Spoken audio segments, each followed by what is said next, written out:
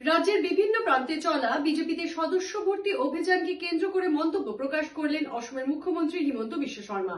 অসমে বিজেপিতে সদস্য ভর্তি নিয়ে অসমের মুখ্যমন্ত্রী বিশ্ব শর্মার মন্তব্য।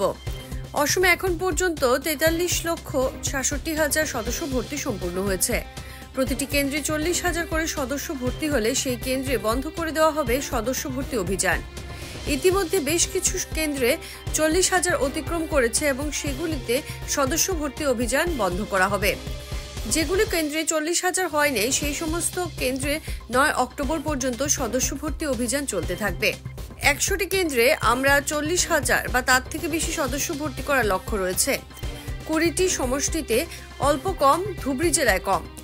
আমাদের কেন্দ্রে মোবাইলের অসুবিধার জন্য সদস্য ভর্তি অভিযান কমছে। মিত্রদলের কেন্দ্রে হতে সদস্য ভর্তি অভিযান আমাদের ভালো। মিত্রদলের চিন্তা করার প্রয়োজন নেই, ভোট তারাই পাবেন। চরিত্রপাঠ সন্নিবিষ্ট করার সম্পর্কে ইতিমধ্যেই ঘোষণা করেছেন মুখ্যমন্ত্রী। নতুন শিক্ষাবর্ষ থেকে আরম্ভ হবে চরিত্রপাঠ। অসমের চুক্তির 6 নম্বর দফাকে নিয়ে বিপ্লব শর্মার প্রতিবেদন নিয়ে তিনি বৈঠক করবেন। দুলাল বরার সম্পর্কে ক্যাবিনেটে সিদ্ধান্ত নেওয়া হবে, তার কোনো আরটিআই উত্তর দেওয়া হবে না সরকারিভাবে। দুলাল বরার অপরাধী হিসেবে গণ্য করা হবে।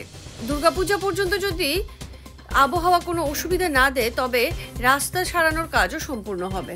আজি আমাৰ সমগ্ৰ ৰাজ্যতে ভাৰতীয় জনতা পাৰ্টীয়ে সদস্যতাৰ মহা অভিযান হিচাপে আজিৰ দিনটো পালন কৰিব।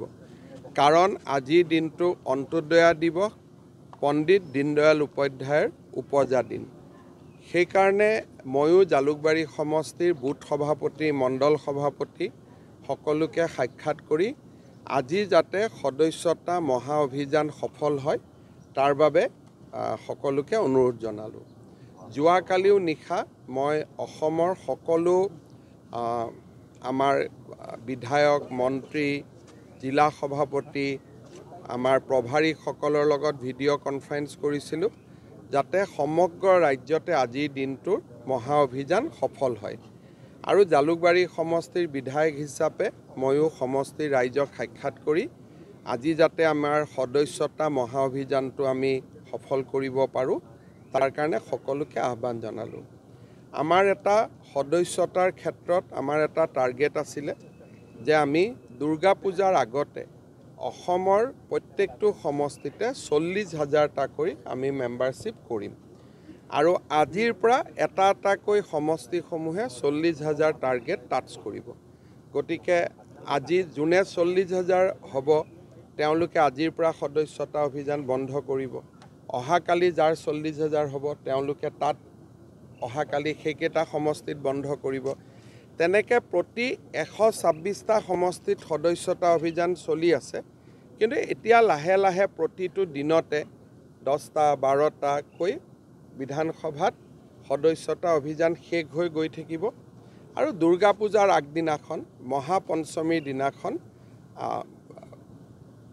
আমি ৰাজ্যত সদস্যতা অভিযান আমি সামৰণি মাৰিম। সেই দিনাখন আমাৰ টাৰ্গেট হৈছে যে প্ৰত্যেকটো সমষ্টিতে 40,000 হ'ব লাগে।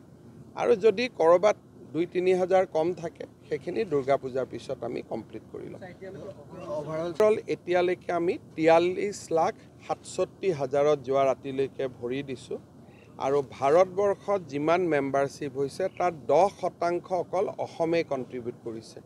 ভাৰতত আজিৰ দিনত 5 কোটি মেম্বাৰশ্বিপ হৈছে, 4,70,00,000 আৰু তাৰে 10% অকল অসমৰ পৰাই আমি মেম্বাৰশ্বিপ দিছোঁ। লাহে লাহে এতিয়া আমাৰ আজিৰ পৰা লাহে লাহে আমি বন্ধ কৰিম। 10টা 12টা সমষ্টিত আমাৰ কমি কমি গৈ থাকিব।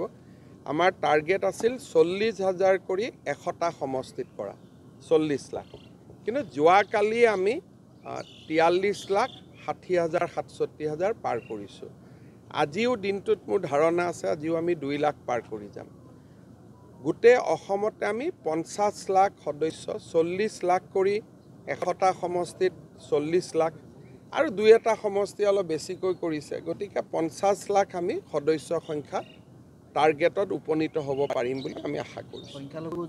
যে কোনো খবৰেৰ জন্য যোগাযোগ কৰুন 7099017330 এবং 70990171 110 নম্বৰে।